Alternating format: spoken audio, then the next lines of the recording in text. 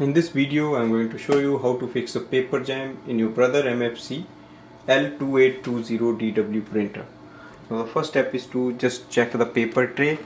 For that you have to slide it out and make sure the paper is loaded properly and it is secure. If you see any papers out from there, you can just take them and place them back. Go to the back side of the printer. At the back of the printer you will see there is a tray to open. You just pull it outside and you can see inside of it. Just remove any paper that is stuck here. You can just take it out from this portion, but don't touch anything, it may be hot inside. After that you can just close it. Even from the front section we can open the front chamber. You can slide the ink toner out. And then you can just take any paper that is stuck inside. You can just remove it manually with your hands and then reinstall it.